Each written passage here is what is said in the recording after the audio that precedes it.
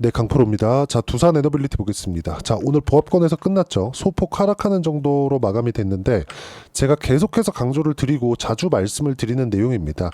두산 에너빌리티를 포함해서 시장의 주도주들 그리고 한국 시장에서 강한 시세를 냈었던 종목군들, 물론 두산 에너빌리티 시세가 그동안 강한 시세가 진행됐었던 건 아닙니다. 하지만 시장 대비해서는 계속 강세를 보이고 있었다는 점, 무엇보다 시장이 정말 최악의 상황을 지나고 있는 상황, 그리고 3월과 4월 달에는 미국 시장까지도 정말 최악의 국면을 지나고 있는 이런 상황 속에서도 장기 이평선을 지키고 있다는 점은 진짜 긍정적으로 보셔야 돼요.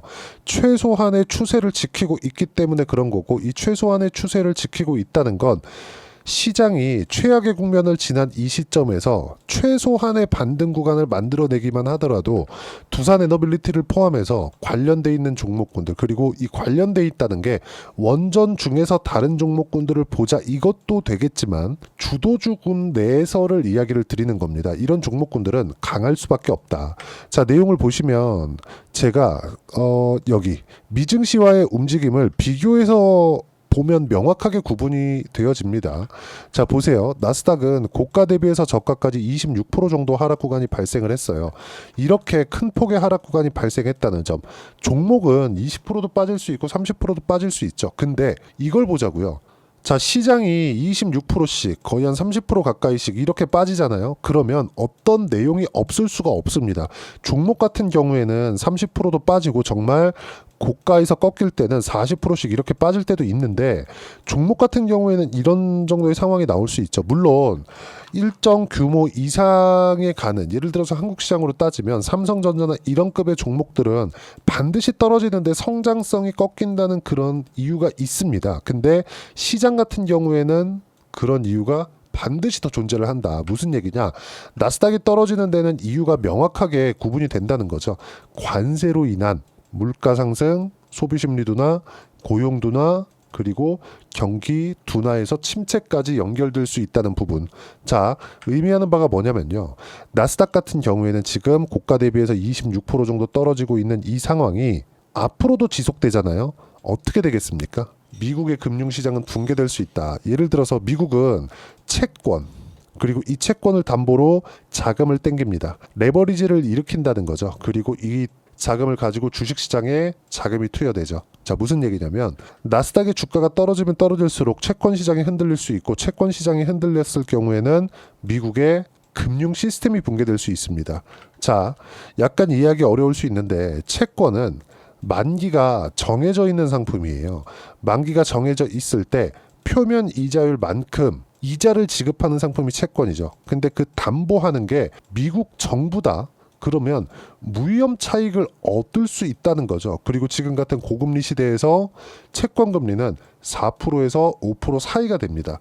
미국 정부에서 보증하는 채권의 이자가 4에서 5%다. 뭐 10년 만기, 30년 만기 이런 쪽으로 봤을 때, 그러면 어떤 부분입니까? 4에서 5% 확정적인 수익을 준다는 거죠. 근데 인플레이션 이전, 22년 이전의 그 채권 금리에 대한 부분은 1에서 2% 수준이었어요. 그러면 확정되어 있는 똑같이 미국 정부가 보증하는 채권 중에서 과거에 있었던 채권을 가지고 담보를 걸고 자금을 땡겨서 주식에 투자를 했을 때, 그러면 이 상황에서 금리가 올라가서 채권 금리가 4에서 5%까지 뛰어 올랐어요. 그러면 1에서 2% 똑같은 담보 물건인데 어떻게 됐습니까? 기존의 채권 박살났겠죠. 그럼 이 담보 가치가 무너지면서 미국의 은행이 붕괴되는 사건이 실제 23년도에 있었죠. 그런 상황이 나스닥이 여기서 추가적으로 빠졌을 때 또 벌어질 수 있다는 거죠.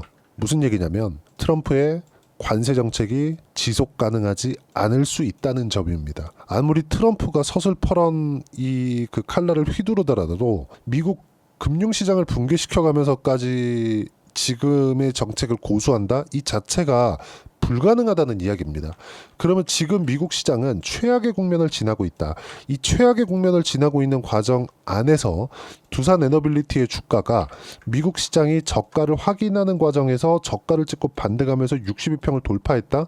정말 강한 움직임을 보이고 있는 거고, 그 원동력은 앞으로 좋아질 수 있는, 즉 원전에 대한 확장성입니다. 그리고 지금 정책주로도 엮이고 있죠. 이런 부분들까지 감안한다면 두산 에너빌리티는 지금부터라도 타점을 잡아야 되고요.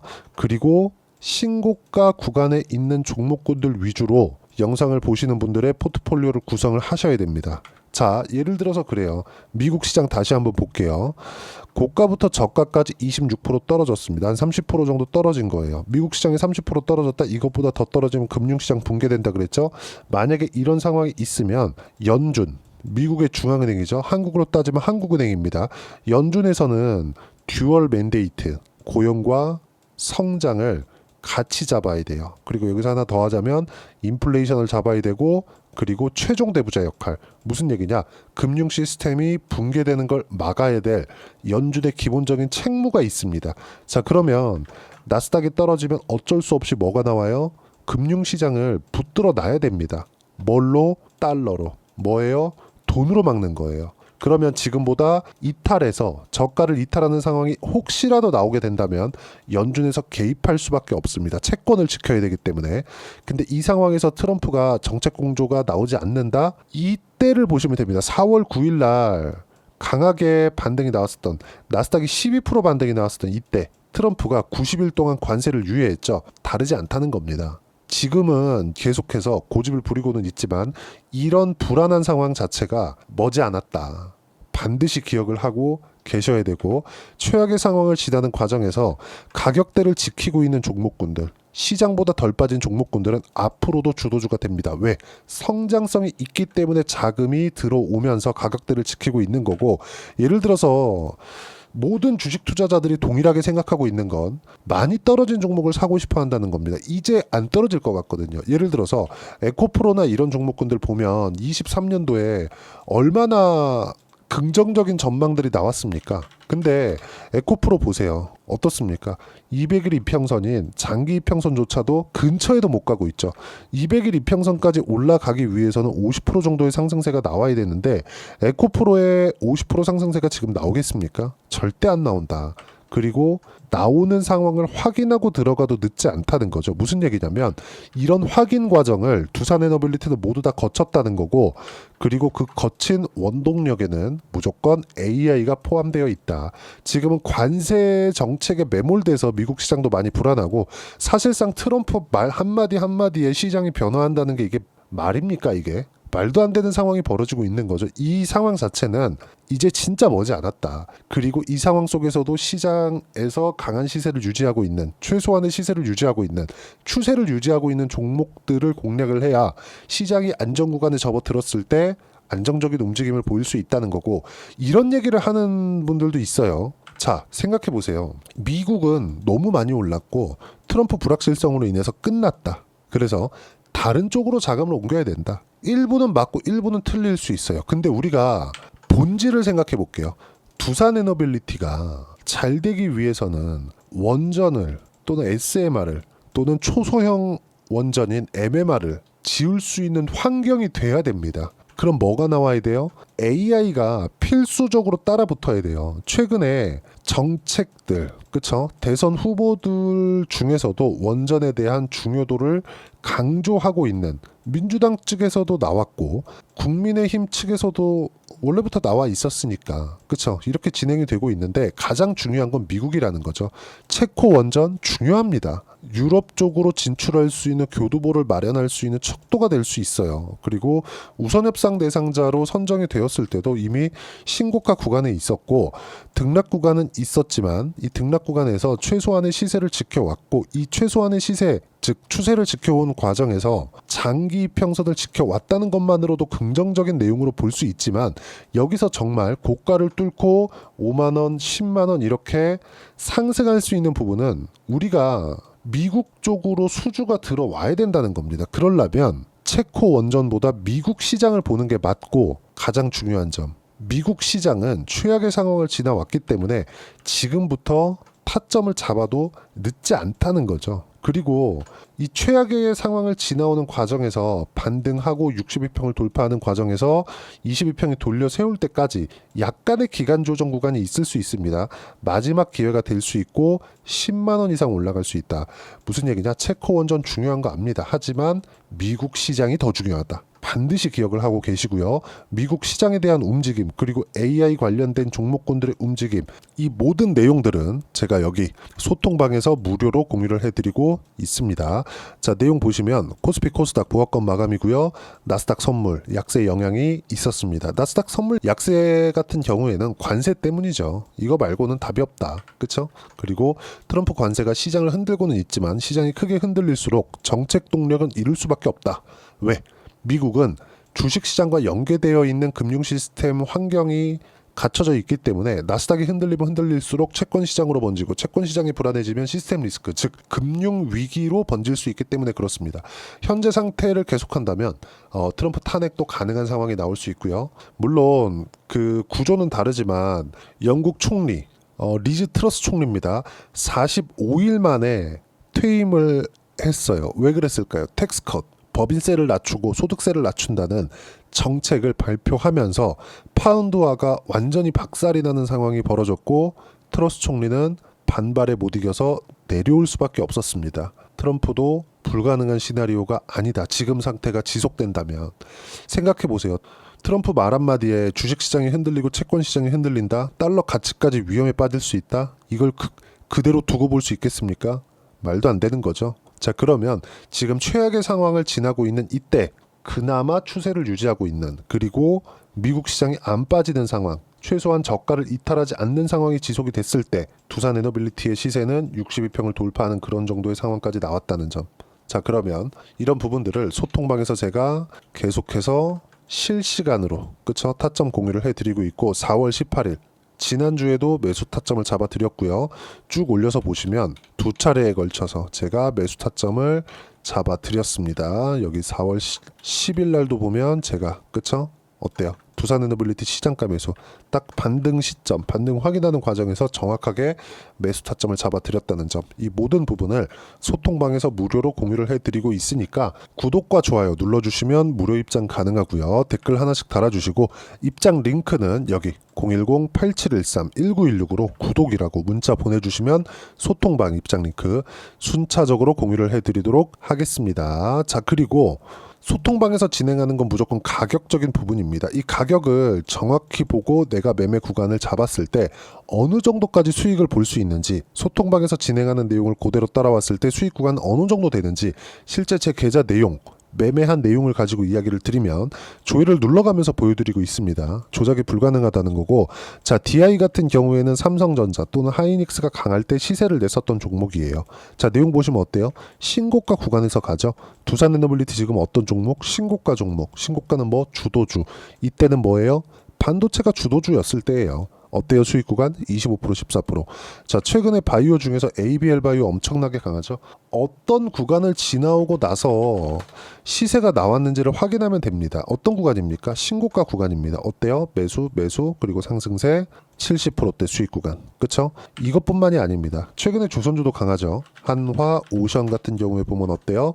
상승 구간, 신고가 구간을 확인하고 나서 매매 구간을 잡았고 수익 구간은 57%씩 이렇게 수익 구간이 터진다. 이런 내용들을 소통방에서 무료로 공유를 해드리고 있으니까 구독과 좋아요 눌러주시고요. 댓글 하나씩 달아주시고 입장 링크는요. 여기 010-8713-1916으로 구독이라고 문자 보내주시면 소통방 입장 링크 순차적으로 공유를 해드리도록 하겠습니다. 자, 그러면 소통방에서 진행하는 이 가격적인 부분에 대한 이론상의 내용은 어떻게 파악을 해야 되느냐, 그 부분은요. 여기 두산에너빌리티의 단기 보유 전략, 단기는 2주입니다.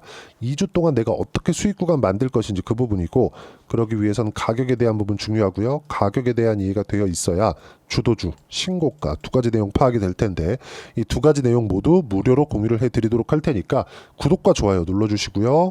여기 010-8713-1916으로 여기 두산에너빌리티라고 문자 보내주시면 단기 가격 전략 함께 공유해드리도록 하겠습니다. 자, 1월달, 2월달 시장이 괜찮았습니다. 이렇게 시세를 냈었던 것도, 수월하게 낼 수 있었던 것도 시장이 괜찮았기 때문이에요. 자, 그러면 지금은 어떤 부분을 봐야 되느냐? 시장이 괜찮아질 때를 예상하는 게 아니라 가격적으로 확인하는 작업이 필요합니다. 근데 최악의 국면 지났다 그랬죠. 그리고 나서 강세를 보였었던, 가장 빠르게 반등이 나왔었던 종목군들 어떻게 공략을 해야 되는지 그 부분을 보자는 겁니다. 그리고 주도주를 공략하는 과정에서 작년에 변압기 쪽 엄청나게 강했죠. 재룡 산업 같은 경우에도 보면 내용 보시면 어때요? 신고가 구간에서만 공략을 하잖아요. 16%, 34% 수익 구간이 발생한 게 이때입니다. 신고가 이후에. 지금도 마찬가지라는 거죠. 두산 에너빌리티를 포함해서 대선 정책 관련된 종목군들, 아가방 컴퍼니나 이런 종목군들, 그리고 이런 종목군들에 대한 타점을 어떻게 잡아야 되는지, 그리고 주도주 내에서 어떤 종목을 공략해야 되는지 제가 딱 한 종목만 준비를 해놨으니까 영상 끝까지 시청하시고요. 모든 분들이 성공 투자하셨으면 참 좋겠습니다. 자, 여전히 시장은 녹록지 못합니다. 이런 상황이 벌어지는 건 어쩔 수 없습니다. 이런 상황에서도 수익이 나는 종목들의 구조는 변하지 않습니다. 즉, 대시세 종목에 대한 구조는 변하지 않는다는 거고, 실제 제가 소통방에서 지속적으로 이야기를 드리고 있는 내용도 대시세 종목이나 시장 주도주를 공략하는 건 철저하게 가격 분석을 하라고 이야기를 드리고, 가격 분석 이후에는 이슈에 대한 파악, 그리고 이슈를 파악하고 나서는 다시 내가 얼마에 매수할지 그 타점에 대한 부분을 지속적으로 언급을 하고 있습니다. 자, 근데 생각해 보세요. 시장이 굉장히 어려웠습니다. 어려운 상황에서의 어떤 종목들이 강했냐 보면 반도체와 그리고 바이오입니다. 자, 실제 여기 보면요. HLB에 제가 실제 매매한 내용을 띄워놓고 보여드리고 있는데 1월 22일부터 매매를 시작해서 4일 동안 31%의 수익 마감이 됐고요. 그리고 여전히 신고가 종목입니다. 자, 그리고 그 다음 어보브 반도체, 이름을 보시다시피 반도체 종목이죠. 그리고 AI 반도체는 지속적으로 강세를 보이고 있습니다. 이 종목도 신고가를 먼저 달성한 이후에 제가 21%의 단기간에 21%의 큰 수익을 내고 마감이 됐습니다. 다시 재공략을 준비하고 있고, 이런 부분은 소통방에서 다 공유를 해드립니다. 자, 그리고 코세스. 자, 코세스 같은 종목도 당연히 그쵸, 신고가 종목이고요. 그리고 반도체 종목입니다. 이 종목도 영업일 기준에서 이틀 동안 대략 한 15%의 수익 마감이 됐습니다.